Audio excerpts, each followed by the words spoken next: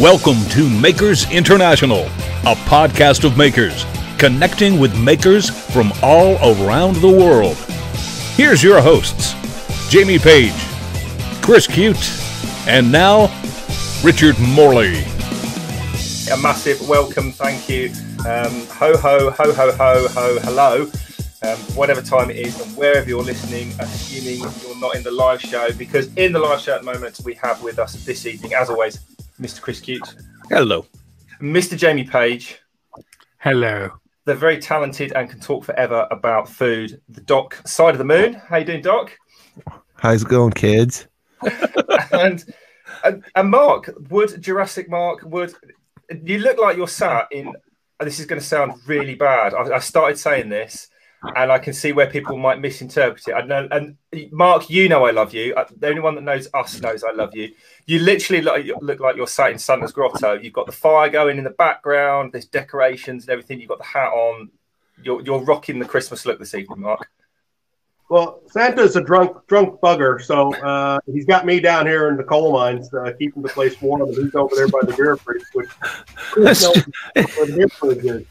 It's just so if you ever want to know what a Canadian Santa looks like, welcome to Mark. Cheers, yeah. Mark. Complete with a hockey stick. Yes, sir. Canadian Yule log in the background.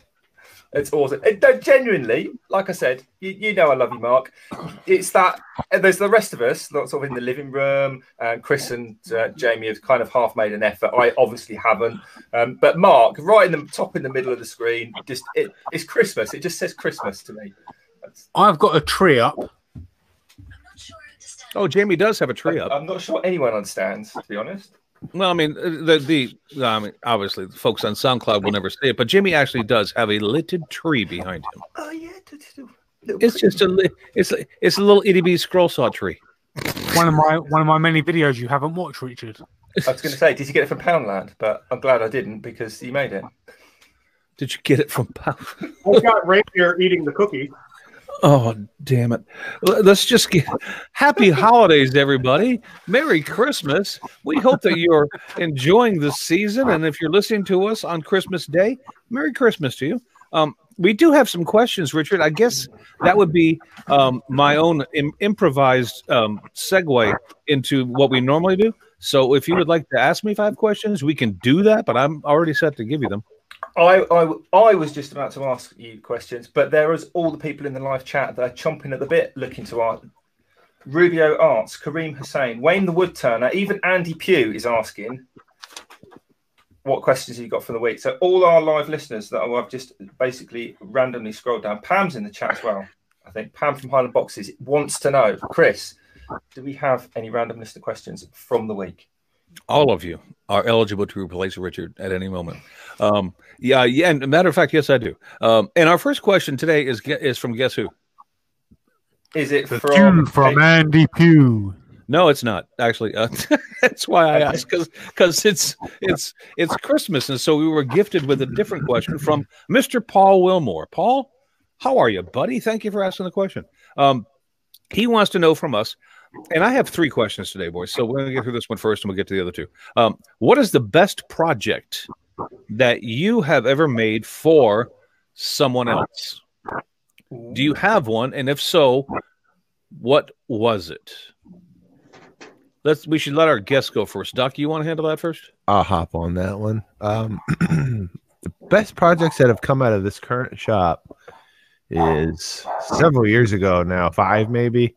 I made my mother and my mother-in-law a set of end grain, fancy pants, cutting boards with matching cheese boards, big boys. Nice. It was before I knew good enough to not use I burnt some really nice wood up. Like, you know what I mean? So there's some really nice figuring that's just glued. But they're really nice. They came out nice. My mom, unfortunately, I've got one of those plastic couch moms. So well, she's not a plastic couch person, but she comes from plastic couch people. So she keeps it for nice. She has it hardly. She'll bring it up and she'll cut things she'll lay things on top of it, but she doesn't use it for cutting. She won't use it. No, so it doesn't need to be edge grade. So it kind of lost its purpose. But at the same time, I like to see them. It's like, oh yeah, look at that, nice, huh? If you want to get some nice tips for decent cutting boards, you should hit Chris up, Doc. I'm actually one of the first graduates of the Chris Cute Correspondence Cutting Board School. Yes, he is. And we don't need to bring that up because it's Christmas and I want to remain in a good mood. Mr. Christopher, it is now, and don't you dare even bring that up either, because he wasn't far behind Doc as well. What about you, man? I mean, what do you consider the nicest present you ever made that you actually gave to somebody, whether they appreciated it or not? I mean, in your opinion. I think the first really nice thing that I ever made was years ago for my sister. It wasn't anything fancy. It was basically a coat rack with storage made out of quarter-sawn white oak, and it was the first time I had used a fancy wood, and she had no idea I was doing it, and so then each year afterwards I had to come up with something else for her. So then I started doing. The last couple of years, I've given her scroll-sawn plaques with horses on it because she's a huge horse lover, and so and she goes wild for them. I mean, every time she trotted this out at a cousin's party that we have every summer that I can only occasionally get to because of my schedule, and she knew I was coming there last year, and so in July she brought out her Christmas present to show all the rest of the cousins.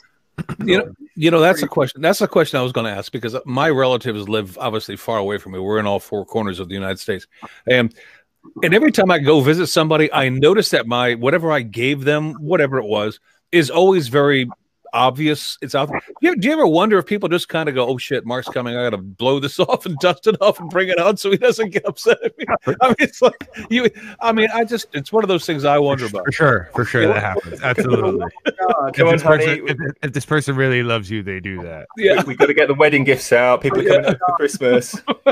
Get those wine glasses out of the back that your aunt gave us for wedding presents. Make sure we have those. So we go. Get those umbrellas out of that vase. You drink your breakfast orange juice out of those wine glasses? We certainly do. It's wonderful. Thank you so much. God, we love these. They've got so much use out of them. All right. Yeah. Anyway, I had to ask because you have to wonder. I mean, anyway. Yeah, it's like, for the love of God, don't drop by unannounced, right? Yeah. Oh, yeah. Because, oh my God, they'll be scattering, going, "Oh fuck, what'd we do with that?" All right, Jamie. Sorry for the French, but what do you got, Jamie? What was your nicest thing that you ever made? Honestly, I don't know whether to take it as an insult, but I don't think anyone's ever asked me to make anything for them for Christmas or as a gift or anything. But I mean, I've donated stuff to people for Christmas for charities and things like that. But apart from that, I've never really. Let me just put this into context for you, Jamie. You're obviously thinking Christmas here, but you might not have been asked to make stuff, but you make stuff for people and give it to them all the time. You must have a list 20 times longer than everyone else put together of stuff that you've made as gifts. Yeah, I mean, I've donated one of the scroll saw tigers. I've donated a scroll saw picture of the Queen. I've donated practically one of each of the scroll saw pictures I've done because I've stack cut them. So you had an extra right. No, that's a good point, Richard. But I was trying to maintain the Christmas theme. I mean, as a present, pens, bowls, that sort of thing. Probably was the only Christmas one, which was a couple of years ago, I want to say. Right. So that was probably about it. Well, all right, Richard, you're up. I don't know. I mean, when you say, is it like the best one that turned out the best, the one that you had the most fun with, the one? Richard, don't overanalyze it. What one did you? Don't overanalyze it. Which one did you think you made that was the nicest? For crying out loud! I made a bus. You made a bus? Yeah. Did you really? Yeah. No, not like a getting, driving, ding, ding, ring the bell, conductor. No, I know, but I mean, I did a video on it. It's probably one of the many videos that you haven't watched. No, I have watched it, but but if I'm trying to remember, didn't you make that for your father? Yes, I actually made him two. But if you haven't seen the video, Jamie, then basically it's really, really simple. It's just 2 blocks of wood. I think I used I think I did the old maple walnut kind of trick, but just 2 blocks of wood stacked together, glued together, and then basically just an outline solid wood, bus-shaped bit of wood. Basically, it wasn't anything special. It was just because it was, and it wasn't even who it was for. It was just the process of doing it. It was a lot of hand work, and I sort of. I don't know if you have them over in the States, but those sort of the rounded fronts, and then there's like a vertical sort of board on the front at the top where the bus is going to, like a destination board. Yeah, but we don't have them. I mean, back way back in the day, we had the ones that were on top of the bus. Now they're like LED screens on the front of the bus. Yeah, sure. So this was kind of. I remember seeing these buses as a kid when they were old buses, but they got like a thing on the front, and it was all part of the built-in the days when it was all people took pride in the things that they were building, and it's just to me it's a very iconic image of a bus, but all of that detail, because it's all kind of, it's not sort of bits stuck on. You can imagine it's all part of the same shape. That makes sense.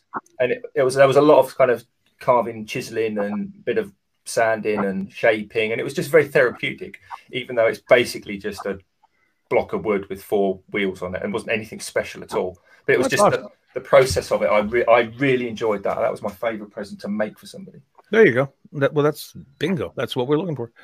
Mine, I don't know. I mean, like Jamie mentioned too. I mean, any one of the presents that I have made, and I've made presents for kids every year except this year for years and years. Every year I've made kids toys for Christmas and given them away. Only recently have I ever videotaped them and put them on my channel, but I mean, I've been doing that for years, and so those would be my favorite. But the nicest present I think I ever made for anybody was for my son, and it was because my son was at that age where he was an adolescent and he was still kind of living in the old plastic Corvette bed that we had bought him that he was living in, and he had outgrown that, and he really wanted to be treated more like an adult. And so I went to work and I made him a bed. I made him a missionary style bed for him, which is still, he's sleeping in that tonight because he just got home today. So then it's obviously I did a good job on it because it's still there. But so that was probably the nicest thing I did was, spend the time and actually make a bed. All right. Next question from Andy Pugh, because Andrew is ever inquisitive. Surprise. Yeah, no kidding.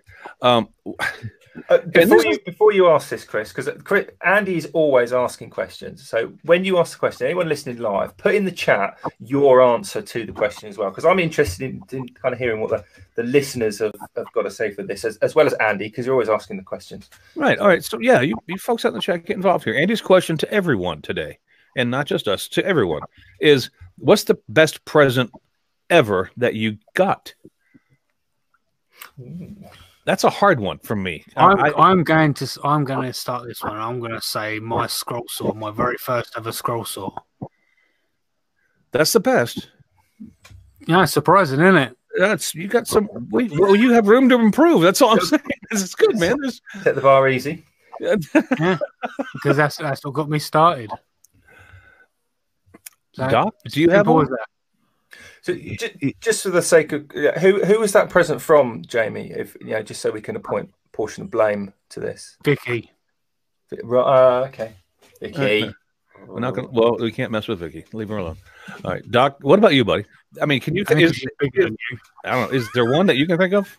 I always dug getting cash or a gift card. Like, it was always, to me, the greatest gift at Christmas was like a little bit of freedom to be able to like have a little bit of like, I don't know, self-expression. I picked this shirt out for myself. So anytime anybody did that for me, I had a couple, I had an aunt and an uncle that would do that, and that was always that's like, yeah, I hear that. That was a big thing for me to be like, yeah, this isn't something that my aunt picked for me. I picked this out myself.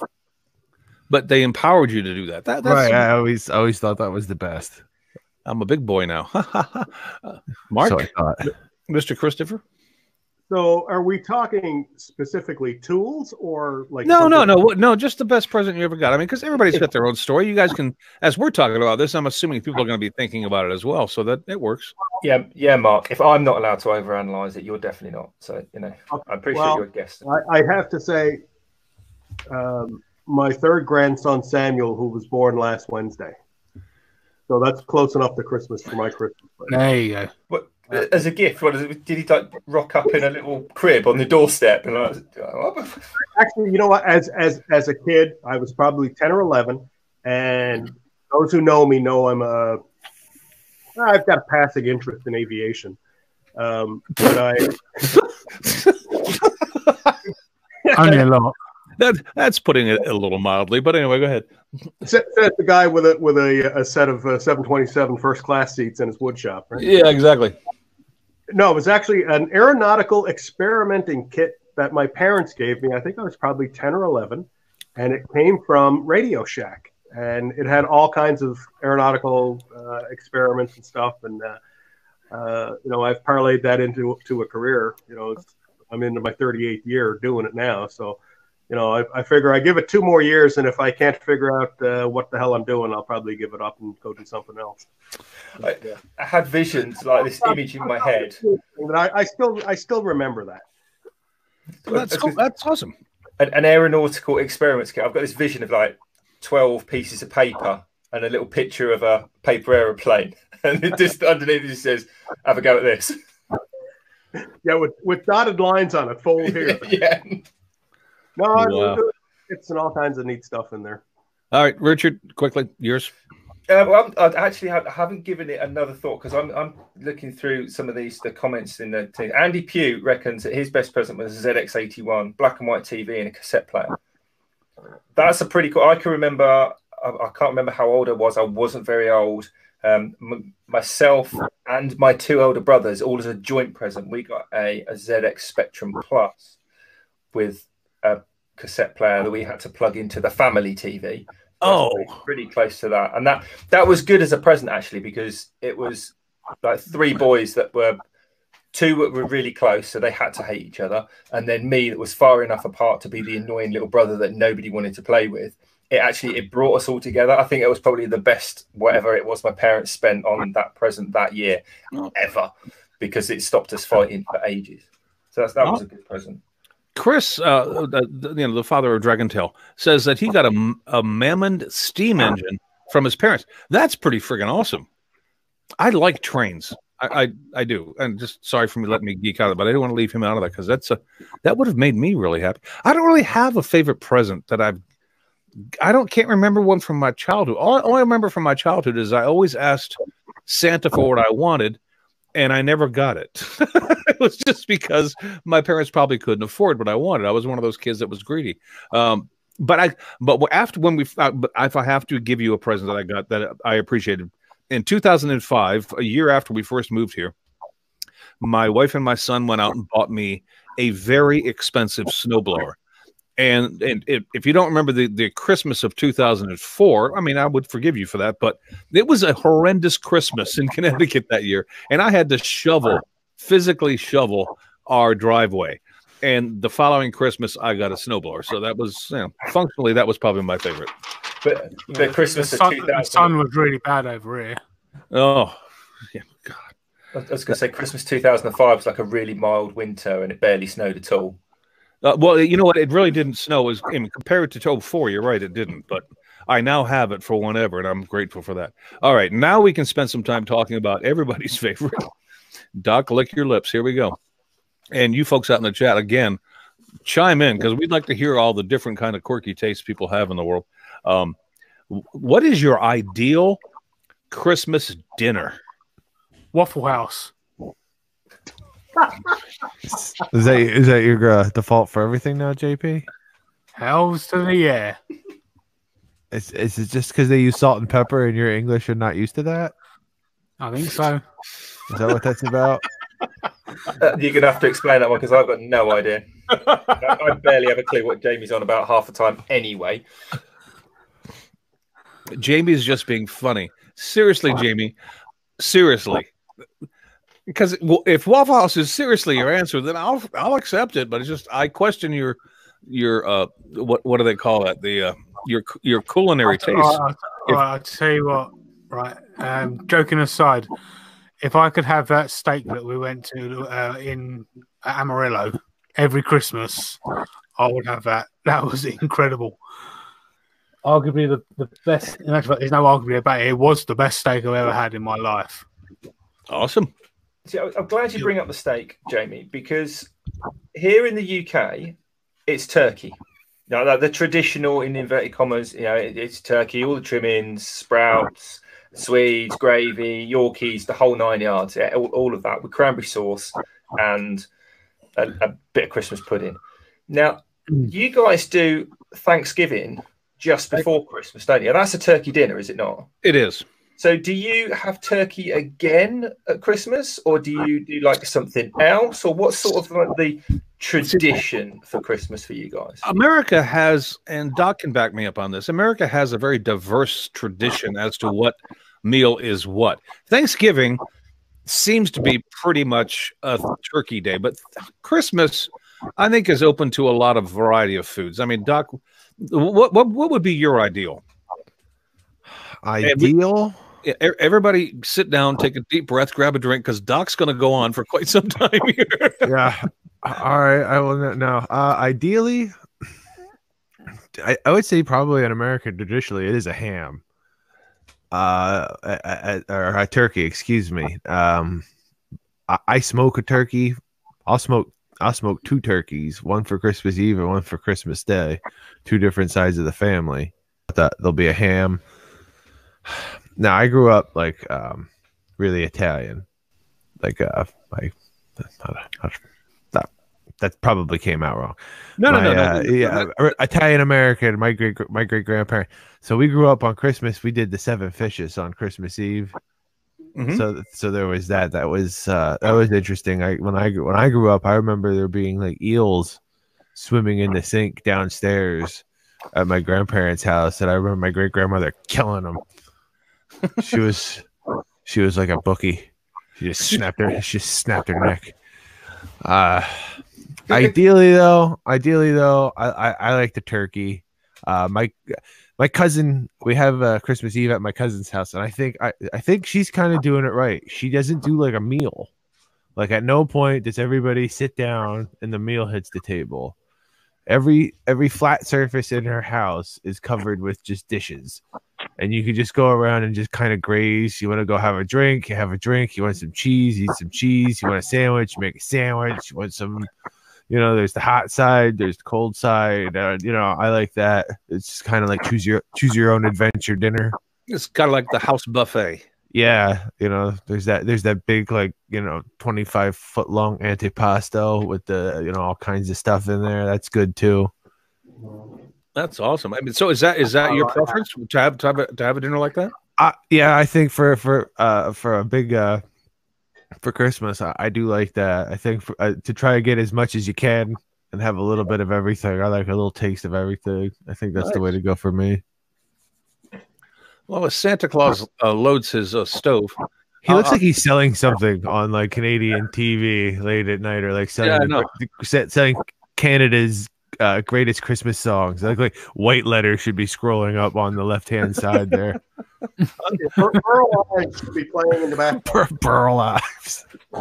Mark, I already know what yours is, but go ahead and tell everybody else. What is yours? What is your favorite Christmas dinner? Beer. It's ham. It's always been ham, and much to the chagrin of our friend Paul Wilmore, in a nod to his wife, we have bonded over this blood pudding, and also beef tongue. Beef tongue? Yep. That's your Canadian Santa. There you go. All right, but I will ask, just because the only food there that I can actually agree with is the ham. Do you do the spiral honey roasted ham, or do you do just the smoked ham and then you carve it yourself, or what kind of ham are we looking at here? Gail will parboil the ham first, and then she bakes it. So you're not doing the store-bought honey baked kind of ham. You're doing your own kind of. Okay, awesome. Yeah. I don't mind that either. It knows me. It's like, actually, for the very first time this year, I was home for Thanksgiving for the first time in a long time, and our son smoked the turkey. Uh-huh. And this was the nicest turkey I have ever had in my entire life. And it's not quite enough to make me go off ham, But generally speaking, it's always ham. But I'm looking forward to having some ham for Christmas. Well, Doc was onto the message there, because if you want to have a juicy turkey, smoke the darn thing. I mean, the best. Yeah, you got to brine it first. Oh yeah, a couple days. Yes, brine your turkey, ladies and gentlemen. If we could brine your birds. Brine your birds. If you I'm not normally a fan of turkey. Like, also, I just don't like it. But this Thanksgiving, I had deep fried turkey, and damn, that was nice. That's pretty much. Yeah, straight away they just said, "Look, just try it," and I tried it, and it was real nice. I mean, that's the important thing right there, Jamie. Is you got to try it. Yeah. You're particularly in that instance, you're a guest in somebody's home. I suspect, I know damn well with Jake's family, they've gone above and beyond what they'd normally do because you guys are staying there. For you to not try it, I think I get the impression there's probably a lot riding on that first bite of turkey. I tried pumpkin pie as well. Did you like it? Yeah. Oh, it's actually pretty good. All right, Richard, what about you? So it's kind of weird. I'm really interested in this actually from a kind of a really weird point of view, I guess. Hence the reason for asking you guys about the turkey. Now, growing up, we always had roast beef. Our traditional Christmas for a family as a kid, we would always go over to my dad's parents and we'd have Christmas dinner over there. And neither my dad nor my grandfather were particularly big fans of turkey. So we would always have a roast beef, like a Sunday roast, for lunch. And then at tea time, we'd have a gammon or ham or whatever, and then cold meat left over from lunch. When I come over to Kat's for Christmas or go over to her mum's in previous years, they would always have turkey. I haven't got a problem with turkey. I'm not really that fussed. But this year, my dad and myself are coming over to Kat's for Christmas dinner, and she's doing beef stew and dumplings. That is literally about as un-Christmassy as you could get traditionally wise. But I kind of agree with some of the comments that have been coming up in the chat. I don't know if you guys have been seeing them. It's basically a overdone, over-exaggerated Sunday lunch, roast dinner, all that sort of stuff. And I think that is basically the case. I personally don't care what you eat at Christmas. For me, it's not about the meal or the food, actually. It's about the people sat around the table. No, I agree with you. I agree with you 100%. Sort of well-intentioned, and yeah, I agree with you. But I mean, I'm just thinking about. Pardon me for being greedy, because I'm thinking about myself here. I'm thinking about what do I want to eat? To hell with you all. What do I want? And I can tell you that what I want is what we traditionally do. We're not doing it this year, but what we traditionally do is I make a standing rib roast with twice baked potato. And then whatever veggies happens to look good at in the market, and some gravy for the mashed potatoes. You make those out of the drippings from the standing rib roast, and that is like the best for me. I mean, I can't do turkey twice. I mean, I don't dislike turkey. I just can't. I don't love it that much to do it Thanksgiving and Christmas. And you were chef for a while, Chris, and Doc, you might be able to answer this as well. I can't really tell if you put turkey and chicken in front of me. I wouldn't know the difference. I'd know turkey from beef. There's a definite difference. Well, you need to develop your palate then, Richard, because turkey tastes much different than chicken. Totally. I go to sleep. Say again, Mark? Turkey will put you to sleep. Turkey will put you to sleep. Just a massive plate of food will put me to sleep. I don't think it's the sort of food. But I'm diabetic. I'll let Doc do the talking. I'm not going to try to be the expert here. I'm talking the difference between chicken and turkey. Yeah, that's what he wants to know. Yeah, no, I mean, Chris is saying you can. I genuinely couldn't. I mean, it doesn't. I'd like to think I could. You know what? Maybe in the whitest of the white meat, you wouldn't be able to tell. But if you get into the dark meat, turkey's usually a little bit, a little gamier. It's got more of a deeper flavor, poultry flavor. I don't know. It's birdier, yeah, earthier. I'm sitting here now thinking turkey, chicken, Tougher grained meat, thicker grain. yeah. I mean, I don't know. Is it like the wine thing? No, Like, any wine people out there? Or, you get this sort of winey, grapey, cheesy smell or taste or whatever, and it's just. I don't think I don't think I'd have a problem. If you put two pieces of white meat in front of me, and one was chicken and one was turkey, I can promise you I wouldn't have a problem telling you which was which. They have a very distinctive flavor from each other. I don't know how to put it in that way, Richard. I don't know how to tell you how to taste turkey. I can't do that. You have to do that on your own. Totally. From now on, Chris, I'm going to sit here and have 10 plates of chicken, 10 plates of turkey every day until I can work. No, but one thing that is probably a big swayer of this that I've noticed, having been a visitor to the States several times and eaten food, rather than just go to the States and not eating anything coming back. That came out a bit wrong, but your quality of meat over there, like Jamie will probably like the steaks, not a steak you get here. Just like the steaks are amazing. Yeah, so there might be a little bit of that. Maybe I don't know. There's sort of this weird. Maybe we just have really rubbishy quality turkeys over here. Because I mean, certainly you get massive birds over there. I've seen turkey legs at Disney that are like the size of my forearm, and you put that. You go, which one's the chicken and which one's the turkey, and the turkey looks like Bam Bam's club, but that would be a bit of a giveaway. But the actual taste, I'm not sure I could, like, when you throw it into everything else and that's the problem. If you want, well, that's the problem. That's why I guess the point that I was trying to get to. If you cover it up with a bunch of stuff, then I can understand your point. If you just eat a piece of cooked chicken and a piece of cooked turkey, there is a definite difference. If you start piling on gravy and all kinds of nonsense on top of it, then I can understand how you wouldn't know the difference. I mean, that's fair. I will now apologize to the people out there, the tens of people that are possibly out there going, what is this guy on, like, ready to like batter me because of my food ignorance here? Honestly, chicken turkey, not a big deal for me. Like, it's going to come down to the price if I've got to pay for it. No, and I was just, the whole question was around what we would prefer. That's all. Would you prefer sprouts or not sprouts? That's probably a more important question. Not sprouts. I mean, I don't dislike sprouts, but they're not like one of those things that I go, ooh boy, I can't wait. Not sprouts for me. Yeah, I'm gonna agree with Chris though. If I'm cooking, you're gonna eat whatever the hell I want to eat. That's what's up. There are housewives all over the world going, yay for Doc when you say that. And more people should be like that, genuinely. I'm a housewife if that's the way you want to frame it, because I do all the cooking. I've done all the cooking in my family for years. Right? How can you love what I've made if I don't love what I've made? And if I don't want to eat what I'm making, I'm not going to love it. So this is bad for business if it's not what I want. Meaning, I don't want to end up in a Chinese restaurant on Christmas Eve. Yeah. There are people in the chat already calling me a turkey heathen. You're a heathen. I get it. That's fine. I can put up with that.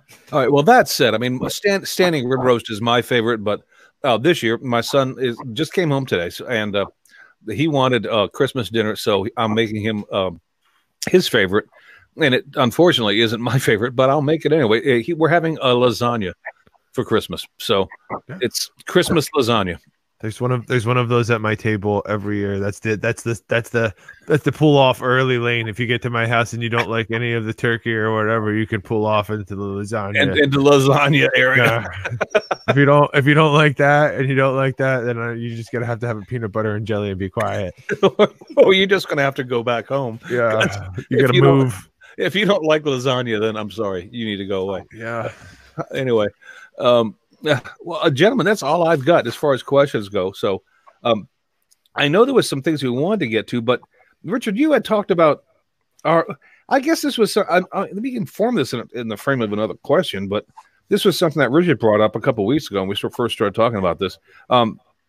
What about? Do you guys have your own? I mean, I haven't for years, so I'm not even going to bother answering. I'll let you guys go. Do you guys have your own little Christmas wish lists that, given our age, obviously, if there actually well, there is a Santa Claus, but did you write a letter to Santa Claus and ask for something specific that you hope to get this year? And if so, what was it? Yeah, so this was sort of when I remember I was thinking, what's he talking about? What have I said now? I've probably slept since then. But yeah, you're talking about what was the best present that we'd kind of made for somebody or given or whatever. But cool presents that either we've got that were really cool or something that because I see all these videos every year, and I'm sure you guys do. I come on YouTube, gift ideas for woodworkers, right? And I don't know. The last thing I'm going to do is sort of put down the effort that people put into these videos and their own personal thought process, and that's not the intention. But I guess there's a lot of people out there that are cynical like me that just think, how much of this is actually genuine, and how much of this is an affiliate link video, for want of a better. Thank you for saying it, because if you hadn't done so, I would have done so.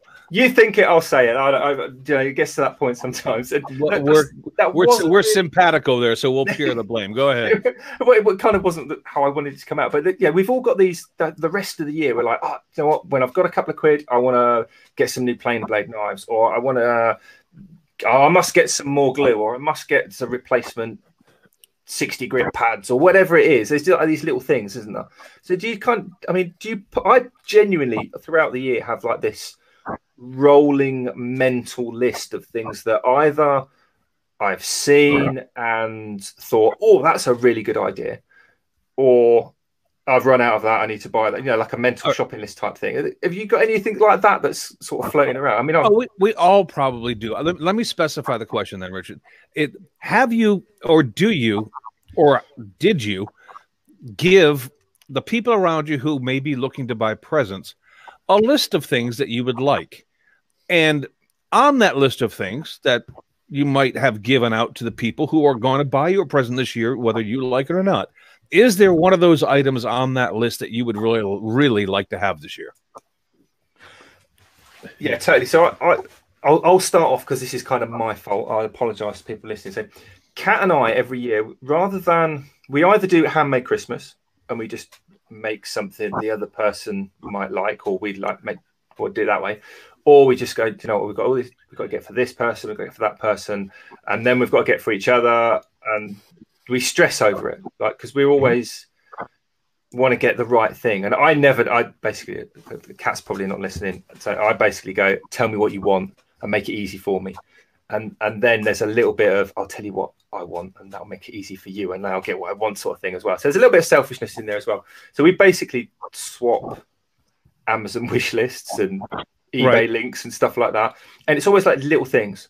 So I'm not a big, I want a 50-inch plasma TV, or I want a 8x4 bed Laguna CNC, or anything crazy like that. It's always little tiny things. And this year I sent her link. I'm really hoping, Kat, if you're listening, there's still time. Like a vintage brace, a sweep brace, like the crankshaft shaped drill. Yep. One of those, because it's all, I love using the old electric drills, great and all that, but sometimes when I'm doing courses, woodworking courses, or sometimes when I'm out here late at night and the kids next door are trying to sleep or whatever, you don't want noises, and it's nice just to do a little. Do you know what? But the modern ones are rubbish. So I think please. But just little things. So is there anything like that that you've sort of? That's the question. All right, let's send it over to our guest, Doc. Mark, who wants to go first? Go, Mark.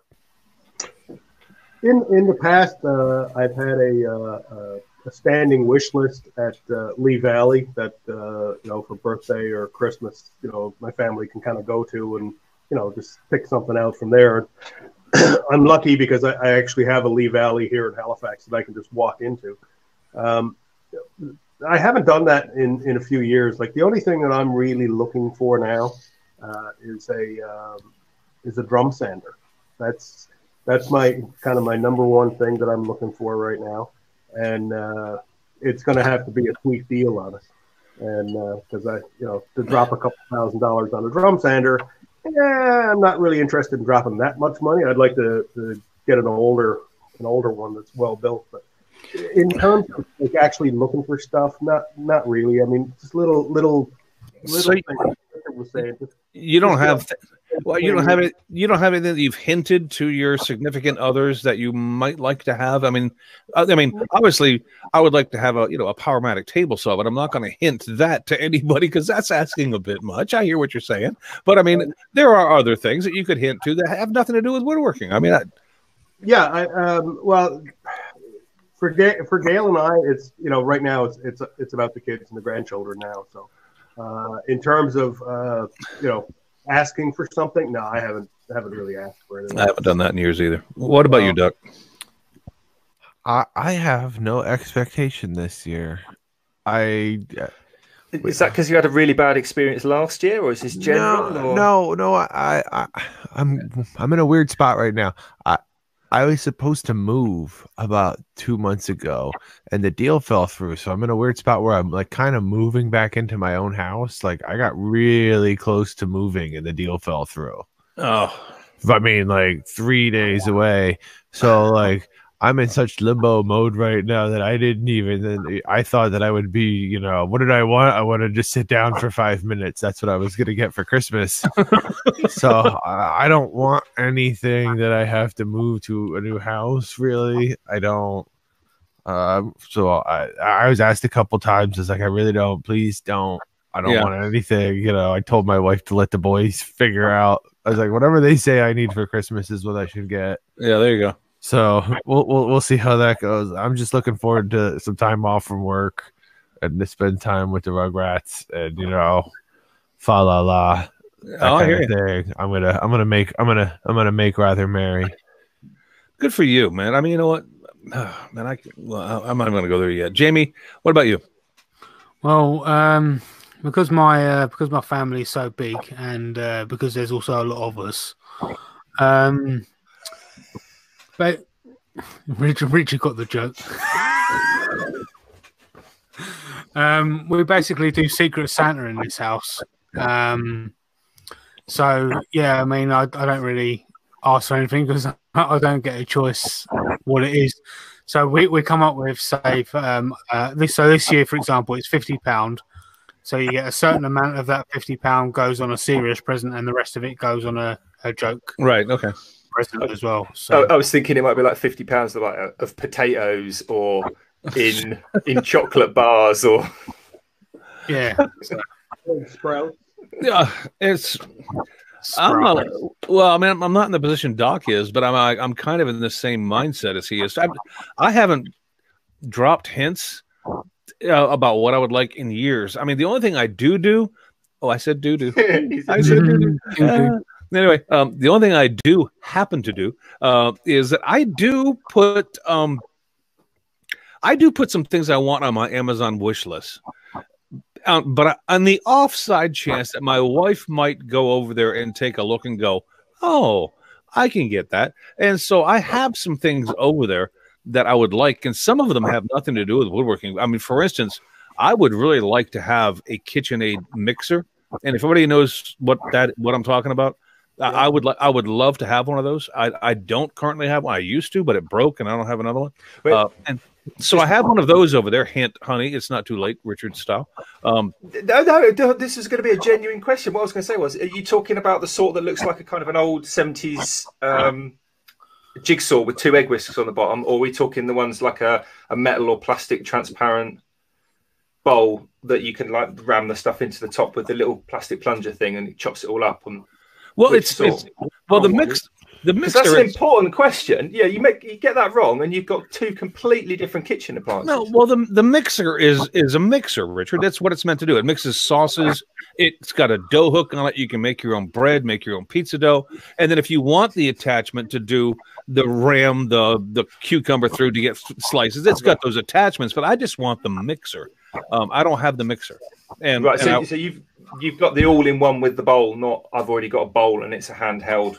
I don't have anything anymore, so that's what that's what I put on my Amazon list, hoping that my wife might sneak over and take a peek.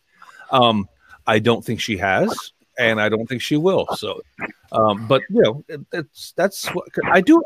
I do a lot of cooking, guys. I cook for my family, my wife and I, most of the time now that my son's out of the house. But I mean, every night I cook myself, so it's like I like kitchen appliances. I'm set. I'm set in my wood shop. I'm fine. I have one. Thanks, Doc. It's Appreciate all it. right. I feel better now. Yeah, I even got like my own color, so that's all right. I ordered a special color, so don't worry about it. Don't sit there being all smug, Doc, because you're gonna have to move that to a new house. If Chris has to move tomorrow, he ain't gonna move that. Who's laughing then, eh? It's not. They're not light either. No, they're not. They're not. It's a heavy item. Mine sits on the countertop because it's no. I'll tell you. I tell you what I got, and I'll bet. And if I lose, I'll pay up, Doc. And if I lose, I'll tell you what I do have in my kitchen, and I'm gonna bet you don't have though. Chopping board. No. That Chris made. No. A surplus of chopping boards that Chris made. I have a Hobart slicer. You know, I had one in my basement at my old apartment. Did you? Yeah, and when I moved, I sold it to my boss, who was like retiring. The foreman was retiring, and he was starting a little like processing shop in his garage for processing deer because he was a big hunter.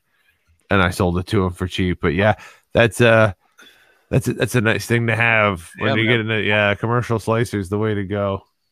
Anyway, presumably it can cut things other than Hobarts. It's not just for slicing Hobarts. You can slice other things. Hobart is the name, much like Festool is the name, and Hobart is a standard for kitchen equipment. Also things that are heavy. Like it only slices Australian meat. Yeah, it's like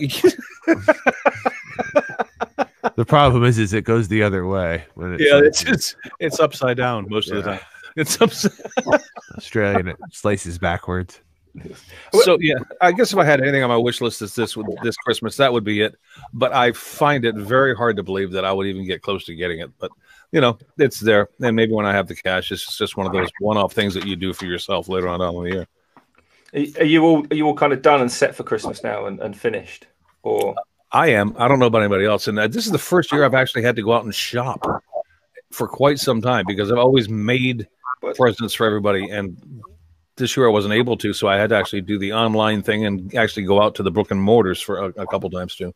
So yeah. Well, I mean, it's only the 22nd today, so you still got 2 days before you need to do shopping. Well, I've got shopping to do with my son because he just arrived and he hasn't bought my wife, his mother, a present yet, so I got to go take him out to do that. But that's going to be, for me, I'm just going to be sitting there people watching while he decides what he wants to buy his mother. That's not going to be a stressful thing for me. I'll probably sit on a bench and have a cocktail and just go, God dang, she's fat. Well, what do you think to this, Dad? It's like, don't mind, it's your problem, son. It's if you want it, go and do it. If you think she'd like it, then that's yours. I'm just going to sit here and sip this beer, and you guys have fun. So yeah, it's not going to be stressful for me. I mean, a lot of people stress out about holiday shopping. I don't, because I don't do Black Friday. I don't get into those crowds after Thanksgiving where people are fighting over, the latest trend and beating each other up and standing in long friggin' lines. I never saw I know they're saving money that perhaps I won't save, but you just can't save enough. I'm sorry, Mark? I said all of this hours after giving thanks. Yeah. Is Mark? Someone's phone's ringing. Mark's just falling off. Mark, there we go. Thanks, Doc. Okay, I'm back. Doc's got that because for a while Mark turned sideways. I don't know what happened. That was video calling me. All right. Before we wrap this thing up, because we're getting darn close to the end here, guys. I don't know how Christmassy this episode was, but I hope you guys, at least in your own minds, went back and enjoyed some memories with us. But I do want to ask Richard, because of the effort we put out, how's the maker quilt coming? Because you showed it to us, I think, earlier, Richard, and I was wondering, is it done? So it's not done. What I have here in my hands, just very quickly, I'm just going to show a little. There's some of it. Kat has completed the top kind of the square bits, like the patchwork section of it. So I've got it all. It's all neatly folded up in a bundle. That is the top surface. So it needs a back on it. It needs then the padding put in it, and then once that's all sandwiched together, something else happens, and then Kat's got to do these other processes and a few other bits, and it all gets very quilty technical stuff. But the taking lots of little bits of fabric and making them into one big bit of pretty shaped bits done, if that makes sense. And that's not the bulk. I think I'd have no idea. This is like asking a knitter what kind of grain filler you'd use on a particular well, let me just grab a guesstimate from you. If you had to guess when you think that would be done and we could award it to a winner, what are you thinking? Are we talking late January, early February? What do you think? I'm thinking Kat's hopefully in the chat, and she might answer it before I get to it. It'll be next year. It's not going to be in the next few weeks because she's doing this in between her work and all the other things. Well, of course. And nobody's pushing. Kat, if you're listening, nobody's pushing. I'm just curious as to when you think, give us the pessimistic version as, you could say March. I don't care. Just let there are people who obviously donated for the right cause. But at the same time, they're still in for the drawing. I just was hoping I could pass on some. I mean, I'm going to go out on a limb. I'll probably get a more accurate idea, but you're probably talking a couple of 3 weeks at least. Maybe a month. Let's say a month, just to kind of hedge the bets. Okay. But I mean, from what I can tell, certainly from somebody who doesn't know anything about the process and all the rest of it, the legwork is in putting all the squares together into the sheets, and that's done. So the squares that are there. I think there's a few extra squares in from what the total was donated that Jamie was dealing with. But yeah, she's been, I haven't seen her all week. She's been either at work, Christmas shopping, or stitching bits of fabric together. And I didn't realise what such a dangerous pastime it was. And fairly aggressive as well, coming from the language that I've been hearing on occasions. You just randomly pass the door and get shouted at in a rather aggressive way. I was like, I'm sorry. And it was actually the quilt, but Expletive. Oh, yeah. Okay, fine. Well, that's like most of our shops, I think. If people walk through, they're going to hear the same kind of callous remarks. Oh my gosh. All right. Well, you know what, guys?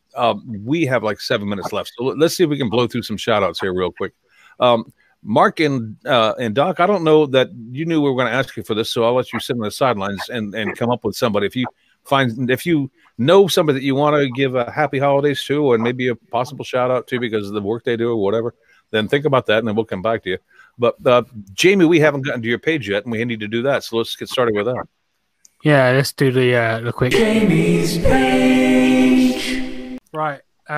So something that we haven't done for a little while, and I know it's next year, but I'm going to mention it anyway. So you got Maker Central coming up in May, and in case you didn't know, or maybe you're new to the podcast, the podcast has got everybody a £20 off checkout price for your stickers for Maker Central. So there's a link on the homepage of the website at makersinternationalpodcast.com. You go there, click the picture, the podcast logo picture, and it will redirect you to the website. You fill out all your information, upload your pictures, and like I said, at checkout, you will get £20 off.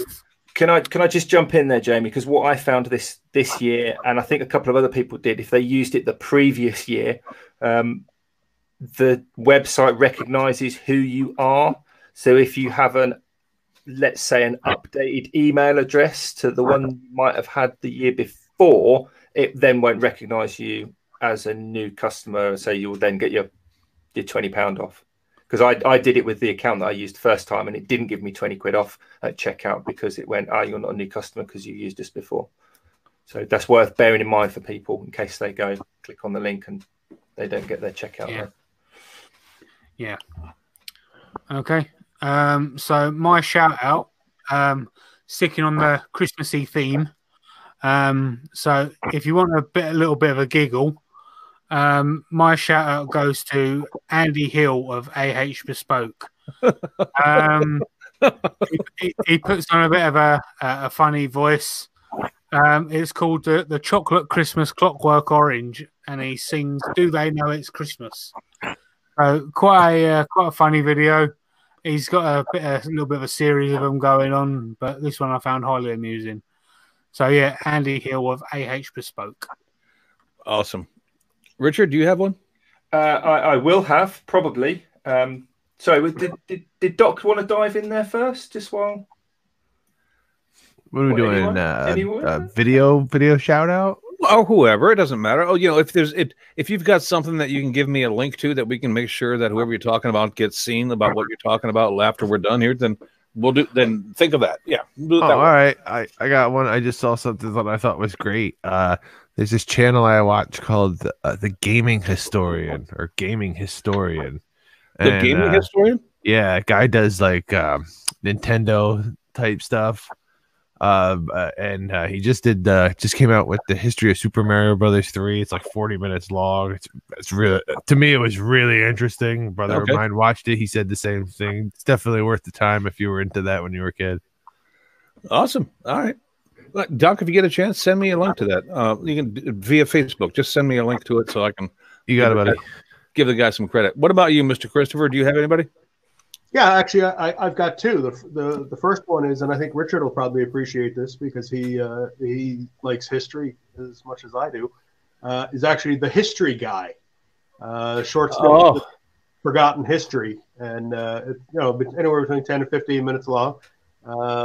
Very well presented. Actually, he just did a piece on St. James Street in London. I saw that. Yeah. Okay, you saw that, and I've been subscribed to him now for a while. He's really interesting, just little tidbits of history. And the other one was one that Chris, you've seen, the one that Jamie showed us there the other night from Lad Baby, the UK's Christmas #1 song. I love sausage rolls. I love sausage rolls. I don't even know that I need to put that in the channel in the links, but I will. But if you haven't seen that video, you go watch that. It's pretty fucking funny. All the Lad Baby videos have got a fairly amusing tone to them, to be fair. There's an awful lot of laughter in that household. All right, Richard, you're up, pal. What do you got? Right, this is going to be a massive, massive letdown. But here's one. I'm going to shout out Chris, the Blind Wood Turner. Now, I've literally been scrolling because I've been watching loads of YouTube videos this week and a lot of like binge watching from channels. And one of them that pulled out was, it doesn't really matter which one of Chris's videos. It was like a happy Christmas to all these subscribers. He's making some pegs as a commission. If you watch this show with any frequency, you'll know who Chris is. He's a big fan of the show, and he's a big fan of mine, as mainly because of his dog Bamba. But he was batch turning some wooden pegs for a commission. So, blind guy turning on a lathe, multiple identical things. That just blows my head. But he's a really nice guy. So if you don't follow him already, go and follow Chris, Blind Wood Turner, because he's really his top bloke. Awesome. And yeah, Chris is absolutely awesome. And he does a podcast of his own with his better half called At Home with the Fishers. Yes. So if you want to give them a look, then do that. Well, Jamie, do you know what nights they do that podcast? Because I know they do it on YouTube first, and I don't know that they upload later. I'm just not sure. Dale from Maple Tree Studios might be in the thingy, so he might be out in the chat. So Monday night. All right, we'll go with Monday night. So if you guys have a chance to check that out, check it out. Monday at 7:30. I'm guessing that's UK time. So that would be 5 hours. That would be 5 hours earlier here in the States. So that would make it 2:30. I've saved mine for last just because I had a good time. And Mark and Doc, thanks for coming on with us tonight. I really do appreciate you both coming here because every Christmas we have people with us that join us. It just wouldn't be right if we didn't have like family with us. But my shout out is, I wanted to end. I didn't want to end it on a sour note, but I'm afraid I'm going to have to. My shout out goes out to Charles Neal. Yeah. Are you familiar with Charles Neal? And I've spoken about him several times on my own channel. Several times here in the podcast, and I'm really sad to say that Charles passed away last night. That was a loss to not only me, because I learned the majority of what I know about finishing from Charles, but that's a loss to the community. And that man knew more about woodworking and finishing and his little finger than most people that I know. And so that was a true loss. I mean, I don't know the exact reason why he passed away. I know that Charles had been suffering with some heart issues recently. But it was just sad. And I wanted to make sure I mentioned him. So if you guys, but the good thing is, and this is why YouTube makes sense, and it's kind of why a lot of us ever even started doing YouTube, was to leave our footprint even after we've gone. And Charles is still on YouTube, and you can still learn from him and his knowledge if you decide to do so. So if you want to go look at Charles Neal, if you're interested in woodworking, especially if you're interested in finishing, Charles Neal Woodworking on YouTube. If you're looking to learn, the man can teach you some stuff. That's all I'm going to say. Then I'm really sorry to say that he's gone, and I hope he rests in peace. So, Charles, thank you for the knowledge you gave to me. That's, you're absolutely right, Chris. That man has forgotten more about woodworking than most of us will ever know. And the fact that he took all of that knowledge and made those videos, and it's there in perpetuity now. So that's his legacy to us. Yeah. So anyway, go enjoy Charles if you can. But I had to give, if there was a shot I was going to give today, that had to be it. So sorry to end it on a sad note like that, but Merry Christmas to everybody. I absolutely hope that each and every one of you has a happy, happy, happy Christmas, and that you guys all have a great time. And just know that, and another thing, and if there are people out there within this community, and I know there are, who are going to be home and are going to be alone on Christmas, and if you want to spend some time with somebody, whether it's in person or even just online, as we're doing right now today, then I guarantee you that each and every one of us that's sitting here today is available to you. All you need to do is message us, and I'd be happy to sit down and spend several hours with you if you were interested in and wanted to talk, just so you weren't all alone on Christmas, because we don't want that to happen. Well, it's a hard time of year for everybody. Yep, it is, for different reasons. Anyway, all right, Rick, that's all I got. Well, on that bombshell, Chris, that honestly, exactly what Chris said. Have a great time, talk to people, and make the best of it as you can. Talking of making the best of it, Jamie, are we not in the near future doing a giveaway of some description to people? Yes. We don't need any details. We do not need any details whatsoever, probably because we don't know what they are yet either. But that's not the point. The fact is that we will be at some point in the near future giving stuff away by our sponsors. And they are, because I haven't mentioned them this evening just yet, Glyn over at Yorkshire Grit, the Wood Turners Abrasive Paste, our good friend Chad at Mancrafting, giving away his Mancrafting mug, Pam over at Highland Boxes, with a hybrid blank, and also then Steve Harneal, who basically does the website, of which Jamie takes the credit. So the giveaway will be conducted in some manner to do with our website, which is makersinternationalpodcast.com/sponsors. So you'll find out all about us. You'll find out all about our sponsors, and probably how you can get some of that free swag as well in the future. Possibly next week. I don't know. Are we doing it next week? Are we doing a show next week? Yes, we are. Cool. Then, yeah, we'll talk about something next week, and possibly one of those things might be giving stuff away. Excellent.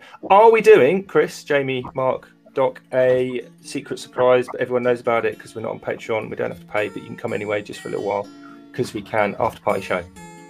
If you want, we can. I mean, I'm gonna have to bolt pretty early because I got to make dinner for the family. I've got to take off because we've got guests. So Jamie's not. I guess not, Richard. So this week we're not, but some weeks we do. So if you are listening in the future, audio only, and you don't get a chance to listen to us live, then maybe try and drop in, because we do like these secret free after parties for people after the fact, but we're not doing it this week. So until that time, you take care. Have a great week, everybody, and Merry Christmas. Thank you very much for having me on. Take it easy. Thanks for coming on, Doc. Mark. Cheers. See you later, everybody.